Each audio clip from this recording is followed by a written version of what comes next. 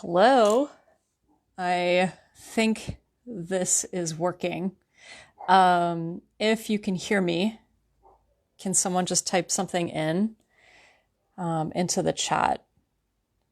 Because this is the first time I'm doing Facebook Live, so we'll see what is happening here. So if you can hear me, maybe just write something in the comments. Ooh, I got a thumbs up. Yes. Thanks, Taylor. Okay, awesome. Man, both of my computers will just not use Facebook for some reason. Anyway, so I'm really sorry about having y'all wait. But thank you so much for joining me. This is super awesome. So I thought first that I would go over some of the bullet points in the document that I sent everybody. And then I'll answer some of the questions that came up in the Facebook. And there was some really, really awesome questions. So thank you so much to everybody who sent in those questions. So I hope you found the document illuminating. If there is anything that comes up, please just put your questions in the chat. So one of the first myths that I wanted to bust was whether foam rolling actually increases flexibility. And I think to a certain point it can, but structurally it doesn't change the length. We'll talk about length in a little bit. But basically my fingers are what we call the gliding sliding filaments in the muscles. So when we contract, they come together. And so there's millions of these inside of the muscle. So when you contract, they come together. When you stretch or do an eccentric exercise, they pull apart. And so with foam rolling, it doesn't really change this relationship. It affects more of the myofascia in the body. So every structure in the body is encased with this fascia. So that's why it's called myofascial release. So foam rolling, using the lacrosse ball, anything like that will affect more of the fascial system and not the muscle system. So I hope that makes sense. So with myofascial release, you can actually use it to help you increase flexibility, and not necessarily that mode will actually allow you to increase in flexibility. Okay, so you can't just do foam rolling and get more flexible. You can use it as a way to get deeper into your exercises or whatever flexibility movements that you're doing to get a little bit deeper. So that is that one. I generally spend a little bit of time in my tightest areas.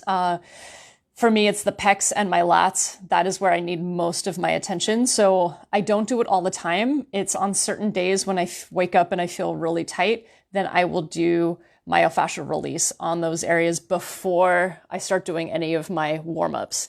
Has anyone else used myofascial release to increase range of motion in their joints? If you have, you can drop it in.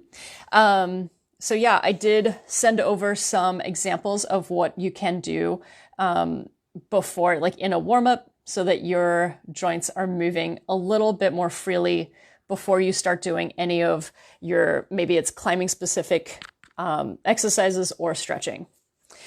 Okay, so flexibility changes the length of the muscle fiber. So going back to this example right here so this structure right here is called a sarcomere. And we have these sarcomeres, they basically run in parallel to each other over and over and over again. And there's millions of them in one line. And then there's a bundle of them in the muscle. So it basically gets smaller and smaller. And so what I thought I would do is actually show you in my nice big textbook here. So basically this is the muscle, and it goes smaller and smaller and smaller and smaller. And we go basically until we hit, like I mentioned, the sarcomere. So this is what a sarcomere looks like. Okay, so it's basically a muscle cell. And then my fingers basically are making this little thing right here. And that's the part that when we contract, it's just a little one, like one by one, each sarcomere goes, and then that happens a million times, and that's how we get a muscle contraction, okay? So long story short, the length of the sarcomere, you can't physically change the actual, like it's not all of a sudden we're starting to add more sarcomeres to the muscle. We are increasing the tension in the muscle, if that makes sense, okay? So as we slowly stretch, the muscle fibers will basically get a signal from the nerve to slowly let this stretch out. A lot of us tend to stop at a certain point, and then the stretch goes into the connective tissue, which is what we don't want, okay? So in terms of the nomenclature or the word lengthening the muscle, it doesn't mean that we're increasing the amount of sarcomeres in the muscle. We are lengthening the sarcomere, okay? So it doesn't change the shape of the muscle, and it doesn't add more sarcomeres, okay? Cool. So the next one, flexibility permanently changes the shape of the tissue. So this is, again, like something I think a lot of people thought for a really long time, that if they stretched, that they would change the shape of their muscle, and that would affect their athleticism. And, there's been so many studies on this, and it has been proven wrong. Muscle is very elastic. It comes back to its resting length. So that's one thing that actually muscle has over other connective tissue, is that it does spring back into its resting length. Okay, so if you damage the muscle, okay, then now it is deformed. But in stretching or strength training, that is not the aim. We're trying to avoid all of that.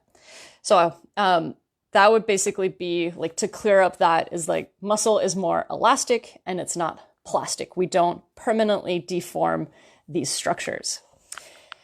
So the next one I want to talk about is when people have lower back pain, they tend to say, oh, I have really tight hamstrings, and it's my hamstrings that affects my lower back. And yes, you might notice that if you have lower back pain and you bend over and you try to touch your toes, that you're really, really tight. And okay, that's maybe like the first sign to you, like, oh, I have tight hamstrings. Maybe that's why my lower back is hurting.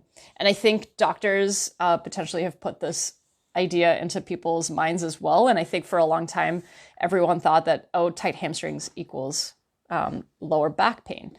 And that is not true. Okay, so there's a lot that goes on. And with tension in the body, it doesn't just exist in isolation in one muscle group or even just one muscle. If one area is tight, it's most likely another area is tight and another area is tight. So you do have to kind of think of flexibility as a global effort, not just, I'm going to go in and fix my hamstrings. So with lower back pain, there's normally, you have to address tight hip flexors, tight internal rotation, lack of strength in the quadratus lumborum. There's all of these other factors that play into any kind of lower back pain. And if you wake up in the morning sometime and you have lower back pain, sometimes this can mean that, maybe you overdid it the day before, and it doesn't mean, oh, I have to start stretching my hamstrings. Okay, so I hope that clears that up for you. And if you do end up signing up for my mobility course, it's called Stretch Mechanic.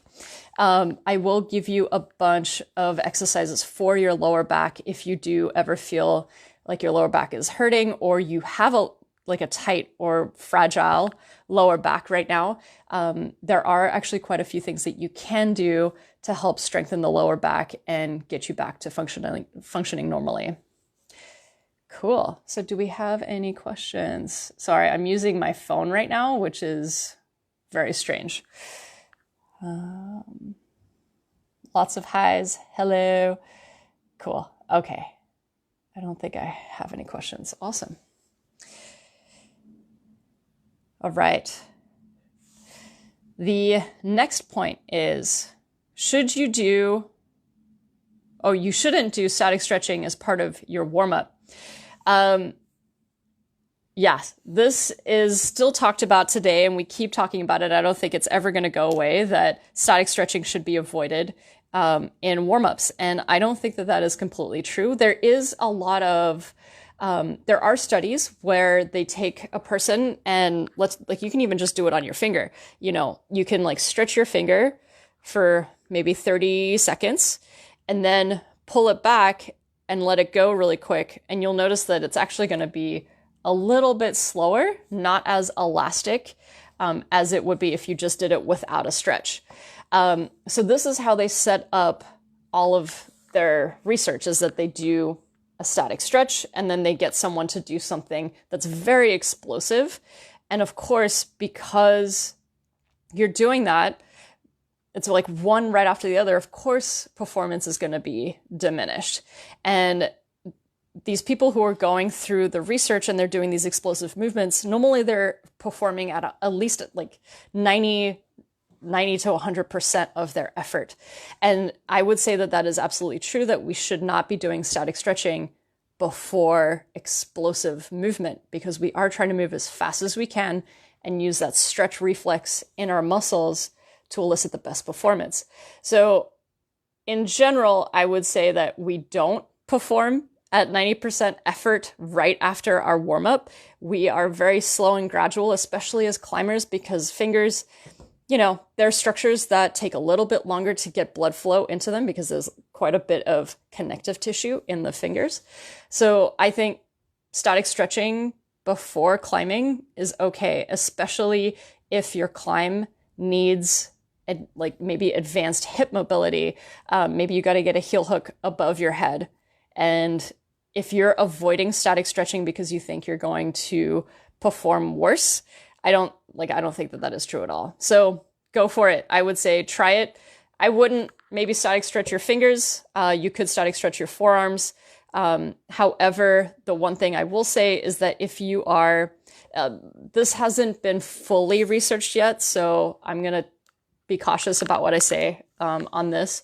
But when you are pumped and you start to stretch like this for X amount of time, maybe it's 10 seconds, that could be detrimental. I don't think that there's enough evidence yet to show that is going to be bad for your performance. It has an analgesic effect where it kind of just makes everything feel really nice, but whether it actually increases the blood flow back to the heart, we don't know. And, turning off all of those receptors when you stretch, that also might not be great just before you're about to get back on to your hard climb. So I would just be cautious. So if you're one of those people that takes a little bit of time and stretches like this between burns and because you're pumped, try not doing it and see what happens. Okay. Yeah. Okay. All right. Another one, and this one I heard a lot growing up because I was a semi-pro tennis player. I played tennis for 14 years. And even then, when I was a kid growing up into my mid-20s of playing very competitive tennis, that we were told don't stretch because it could make you weak. And while my trainers would say, okay, you could stretch a little bit after your workout, but don't really focus on it. It's not worth it.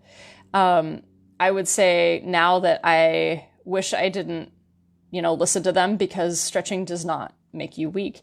And in fact, if you look at the time under tension or time under load, so if you're holding a stretch, you actually increase hypertrophy of the tissue, because stretching is just like strength training. You have to give it enough dosing to elicit a change. And so with hypertrophy, normally we're working ranges. So if we're doing strength training, let's say bicep curls, because it's easy to imagine, you would do 8 to 10 reps, maybe 3 to 5 sets.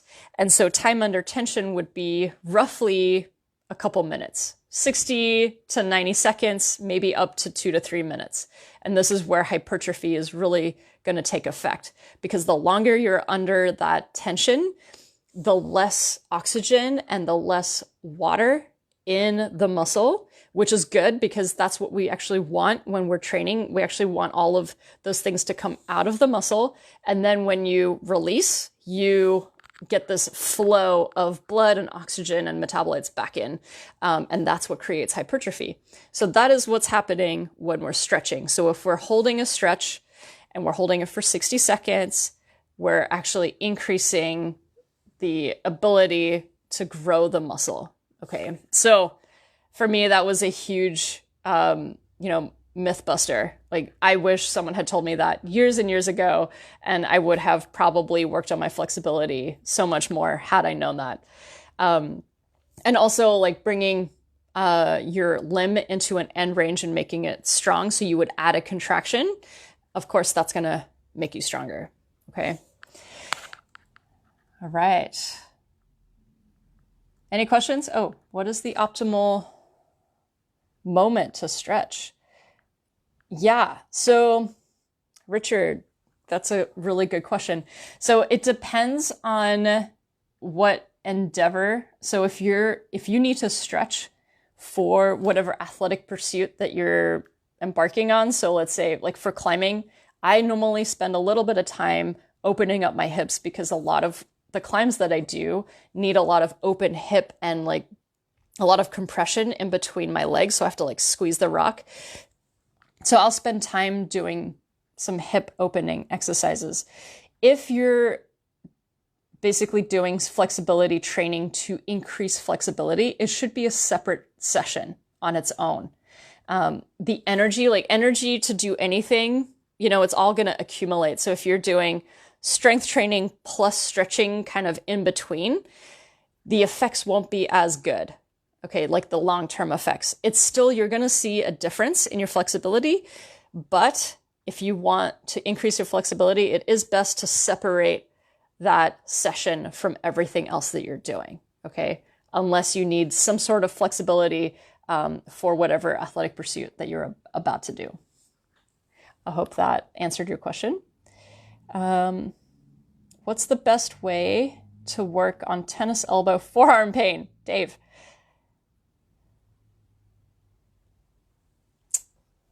Interesting question. It depends. And I really hate that answer. It depends.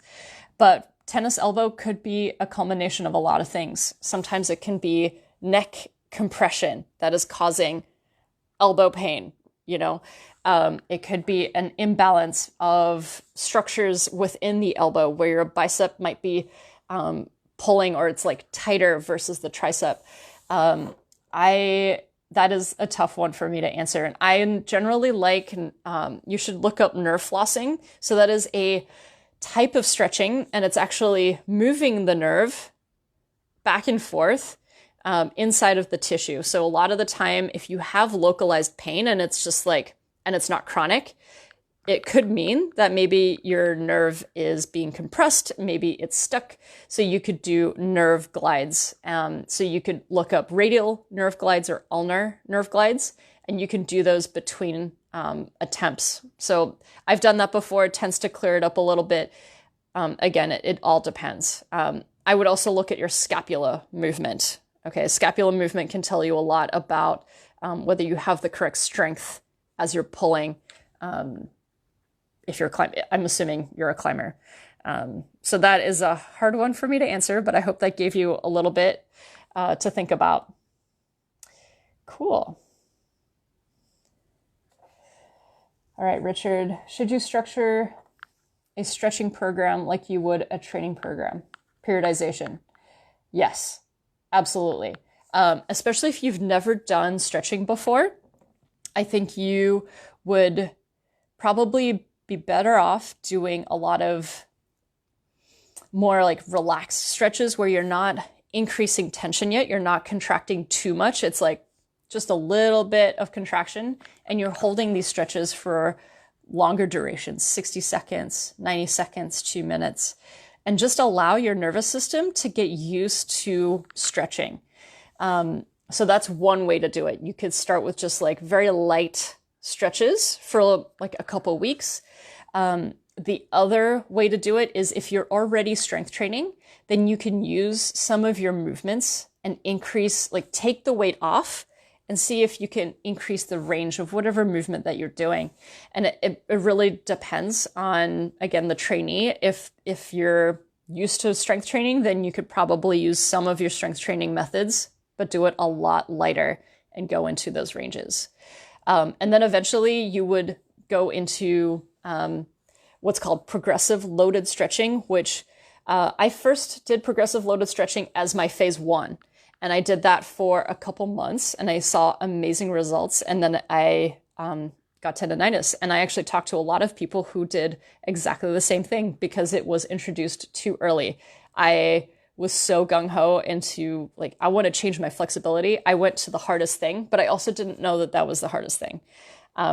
Stretching is really not a mainstream like topic that people talk about. And there's not a lot of flexibility programs out there. So, you know, like my friends and I who were trying this, actually, we all got a little bit hurt doing this. So now I believe I have a better system, which I've been doing the last like 6 months, and knock on wood, I'm doing pretty good. So yes, I would say treat it just like a periodization plan. All right. You're welcome, Dave. Okay. Yeah. Dave, I'm sorry to hear about your elbow. All right. Stephanie. Okay, Stephanie says, I've been told to strengthen hip flexors to help with high steps. Is that what you would suggest? Yes. Yes. I would say most human beings have very weak hip flexors. They're so weak. I think a lot of people confuse core strength, like, oh, I got to do a lot more like ab work that's a lot higher in the abdomen so that I can get my foot up higher. And it's actually not true. We got to be working kind of like the lower parts, so lower abdomen and hip flexors. Hip flexors are notoriously weak because we sit so much in a modern culture. So we're basically sitting in a certain position, like a 90-degree position here, and it's just going to get stuck in that position. So you have to strengthen it as well as stretch it. So you have to take the joint into the opposite direction, and you're going to see your strength increase by quite a bit. Okay.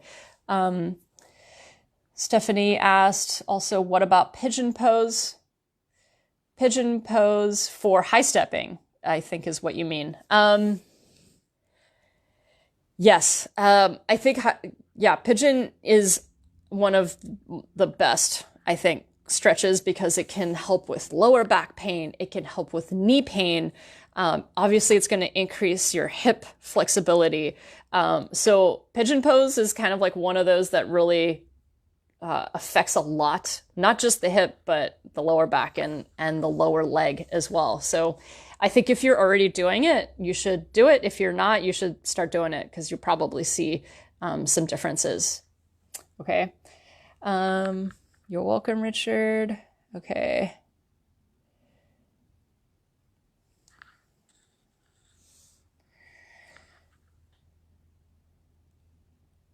Okay. Thanks, Stephanie. All right. Cool. All right. So I will continue to move on. Continue with your questions. These are awesome. Okay. Flexibility means you're hypermobile.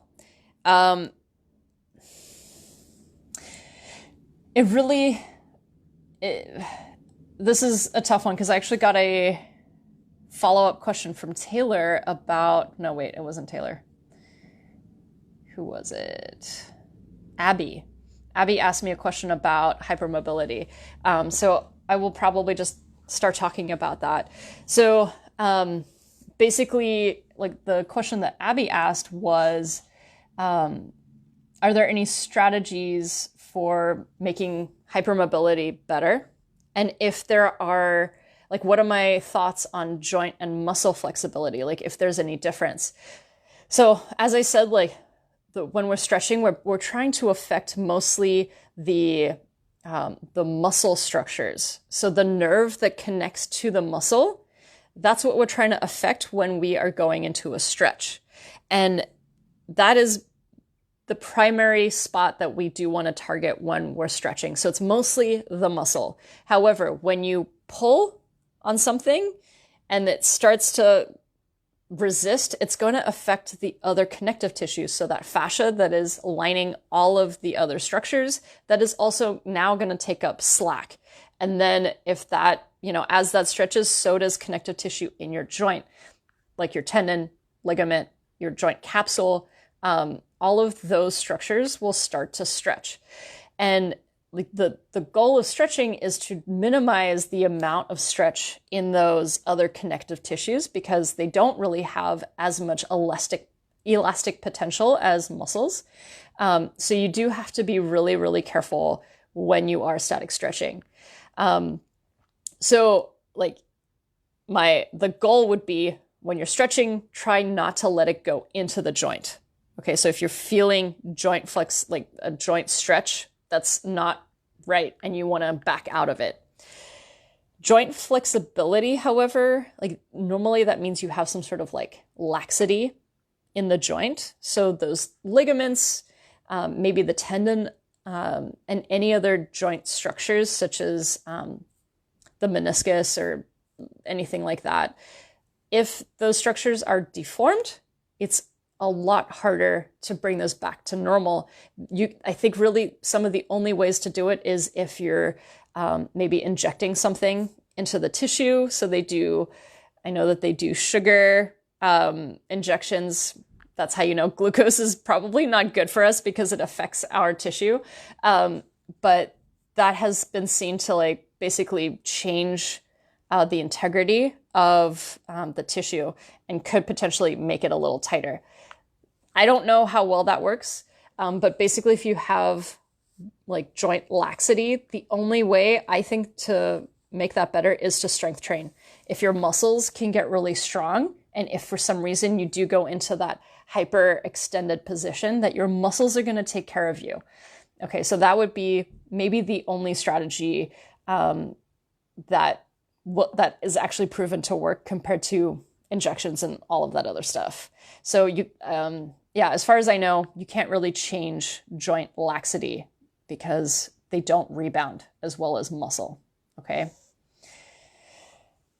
All right. What about active stretching versus static stretching?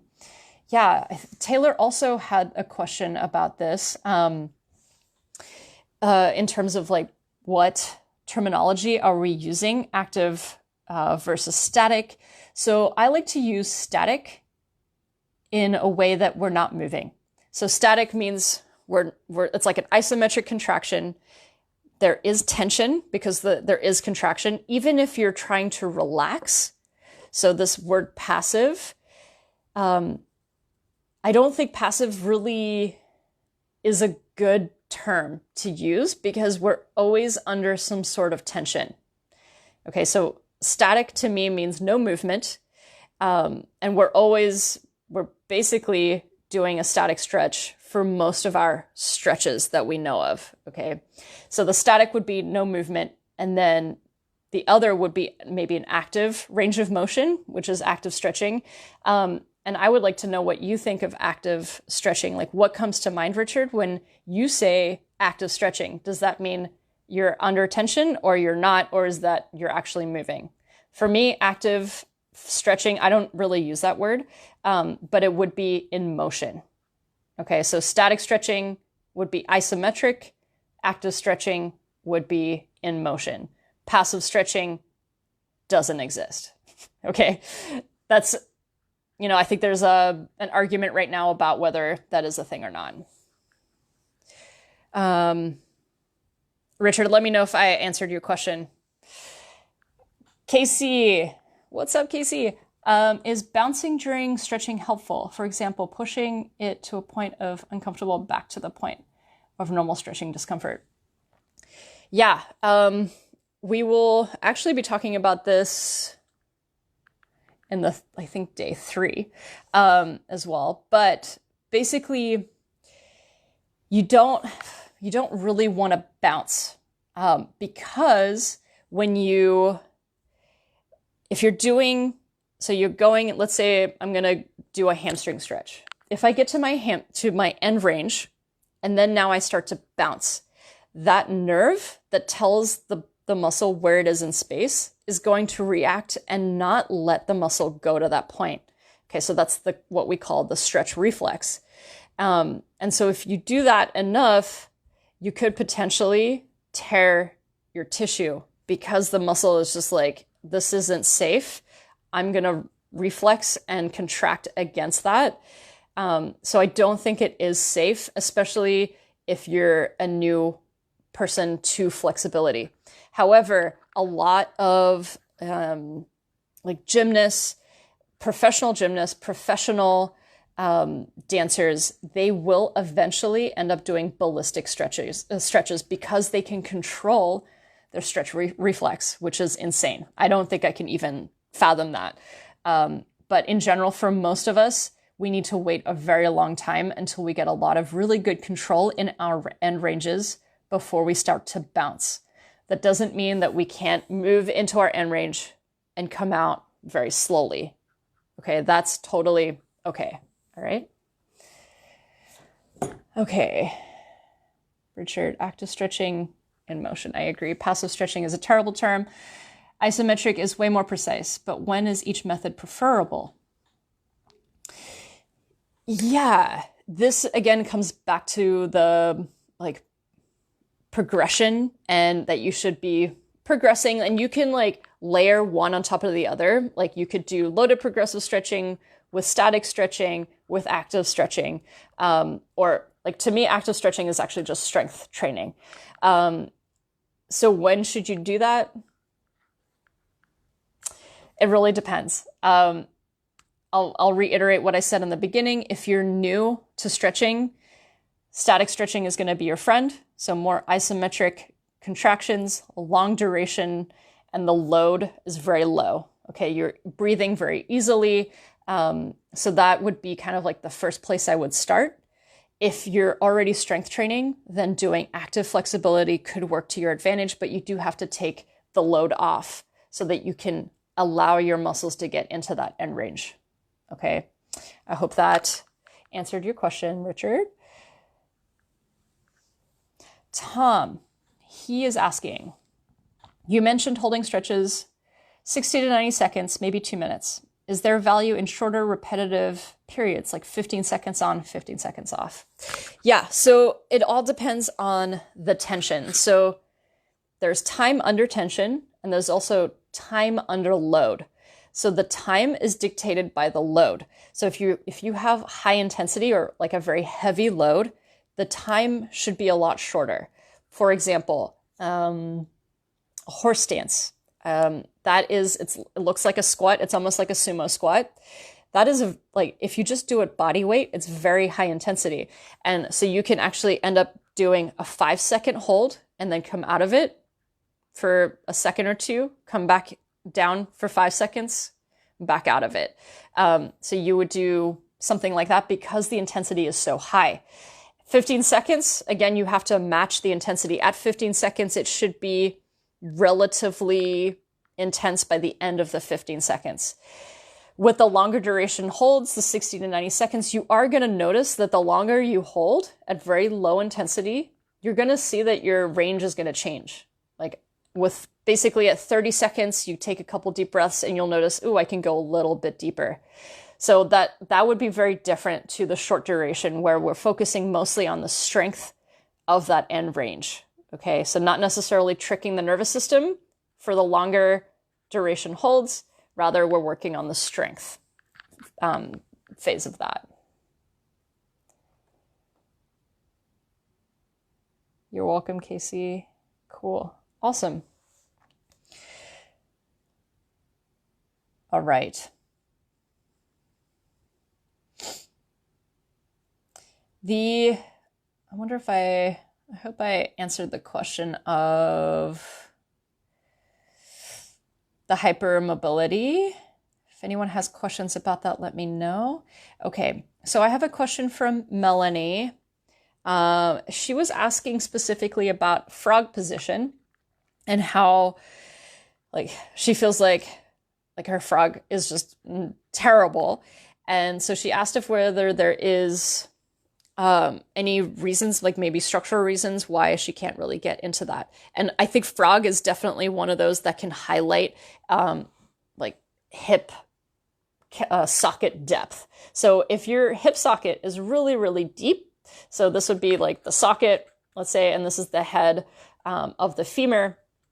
As you rotate in any direction, it's going to basically come into contact with the bone, and it's not going to allow you to get any further. So there are quite a few people who do have differences in socket depth. That's the same for the shoulder. So some people will be really, really shallow and some will be really deep. So if you're really shallow, sometimes that can be a cause of hypermobility. Whereas if it's really deep, maybe you're just going to be super tight. You can work around it. So frog position is definitely one of the more, I think, restrictive for most people. So you could try like horse stance. Again, I'm going to bring that one up because I love it so much. Horse stance, just target it from a different angle. So we're trying to, frog is external rotation of the hips. So you could try horse. Another one could be, let's see what I put down here. The pigeon pose is going to help a lot. The butterfly stretch is amazing. Butterfly is really nice because it also strengthens the adductors if you do active butterfly stretch. So if your frog is not feeling good at all, you should try horse stance, the butterfly, or pigeon pose. Okay. And those should help the SI joint. And you should never feel any stretch. I get a lot of my clients to do Jefferson curls. And if any of them feel it in their lower back or the SI joint, they need to back off from it. So that is one thing, like the back you don't mess with. So anything that you feel in your SI joint or your lower back, you need to bring back the intensity or the amount that you're pushing into the stretch. Okay, that is very, very important.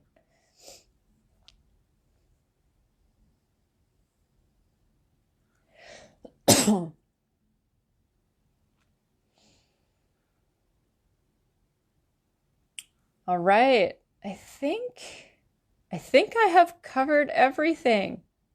How is that even possible? Anyway, so that is it. So tomorrow, you're going to get information about the forgotten range. I am very, very excited about this because I never trained this position. And now I feel like I'm way, way behind in training this position. So I'm very excited to see how you're going to feel about the stretch that I'm going to give you guys. There is more information on there. So there's this one stretch plus some other stretches that I'd like you to try. And you're actually going to test your forward fold before and after. Some people may see a difference. Some people may not, and that's okay. But it could change how you hinge in your hips. Okay. So that is tomorrow. And then, I think that's basically all the announcements I have. If you would like more, I just got a really, Lauren, please comment on this anesthesia splits. Oh, yeah, I guess in Germany, they did a lot of testing on people under anesthesia. So when anesthesia affects your nervous system. So when the nerves are completely turned off, they can take people into like full ranges of motion, no problem. And I remember my doctor, so I've had 2 ACL repairs, and I remember my doctor saying you should try watching a video of an ACL repair. I don't know why he asked me to do that, because it's terrifying. But the way that when they repair the ACL, they have to test that it's going to stick. So they're putting your knee into all sorts of different directions to make sure that that thing that they just put in there is going to hold. So that's when like I was like, oh, that's really interesting, but I didn't connect the dots at that time. But yeah, it's very possible that most people can probably get into their end ranges when they're under anesthesia. Yeah, so I guess there's like a bunch of studies done in Germany and I think also in Russia of them doing this. Yeah. And so that I think that is just like a direct, like we just know that the nervous system is our main regulator for range. And that's what we have to target for a lot of our stretching. And it's important to not push past our physical limitations to get the nervous system adaptations, okay? Can you provide a quick explanation or reference for the horse stance? Yes. So horse stance, there's a couple different variations. So if you just type in horse stance exercise, there's a 3-step horse stance, a 5-step, and a 7-step. So this basically, so if this is my feet, I would go heels out, toes out, heels out. That would be 3 steps. Okay, that would be, then I would go into a squat and I would hold that position. And then you could go wider, 5-step, and then there's a 7-step. A lot of people use this stretch to increase side split flexibility and strength. It is definitely one of my favorites that I have been training for a little while, and it sucks really, really a lot. Okay, but it really does elicit the best results for increasing external hip rotation. Drugs for flexibility, totally. All right, everybody. So I'm going to be sending out an email right after this. I have an important announcement to make to everybody. But otherwise, I will see you tomorrow, same time, 6 p.m. Hopefully, I can get my computer working. All right. Thank you so much, everybody. I really, really appreciate it. We'll see you tomorrow.